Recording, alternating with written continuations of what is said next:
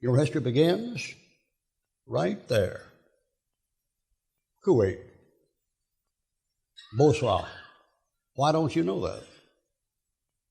You open your Bible tells in Genesis that God put Adam in a garden eastward in Eden. Where's Eden? Well, in Genesis chapter 2, he says one of the rivers is the Euphrates in Genesis 2. He tells the other one is Hiddekel.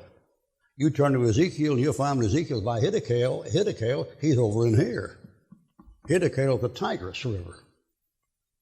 The garden is like this. Or Eden's like that. And the garden is planted eastward of Eden. Gihon went down here to Ethiopia. Pison went off here into Arabia. There were 2 more rivers there. And when they went up there and fought in Kuwait, the photographers and the Air Corps went over there and photographed the place and found 2 dry riverbeds that haven't been there for centuries. Flood almost obliterated them right through there. You know where you began your life? Persian Gulf. You know where you are in history right now? You're in Genesis 2. That's where you are. He made man out of the dust of the ground. Where it is? It's eastward in Eden. How do you know it's Eden? You don't think it's Eden because when God called Abraham out of Ur of the Chaldees, it's right there. Ur of the Chaldees, it's right there. He had him go up the Euphrates, and his daddy Haran died up here, and he came down here. When he got down to here, this place here, the Lord said, I'm going to give you this place, the whole place, and I'm going to give this whole place from the river of Egypt, Genesis 15. The river of Egypt, that's the Nile, to the great river Euphrates. That's Israel. It ain't the West Bank and the East Bank. That's Israel right there. That's what God promised Abraham.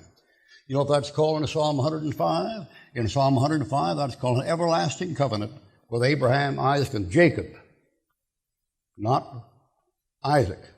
Jacob and Jacob's sons. Well, that's the peace. And in the millennium, when Christ comes back, these 12 tribes will have a place where the desert blossomed like a rose. And that's not up around where the artificial irrigation is around Galilee that your expositors, Lindsay and Tex Mars and the rest of them try to kid you on. That desert blossomed like a rose, the Arabian desert. That thing right there. And when the tribes come back, that's the piece of ground. Now, so the thing right there, if he went up where Noah got out of the ark, and he got up here in Ararat and ran that thing down, like this somewhere, Shem would get that side, and Ham would get everything there, and Japheth would get everything over there. Europeans over here, Orientals over here, and Africans down here, like that. Now the trouble with Christians is, most Christians in America is, they're what we call biblical illiterates. And it comes from bad teaching in the schools. For example, what is the main theme of the Bible? Say it's Christ. Well, that's the main person in the Bible. What's the main theme? Folks say salvation. That ain't even a fifth of it. You ever stop thinking about this when you pick up your Bible? You're raised in the New Testament, believe in the New Testament.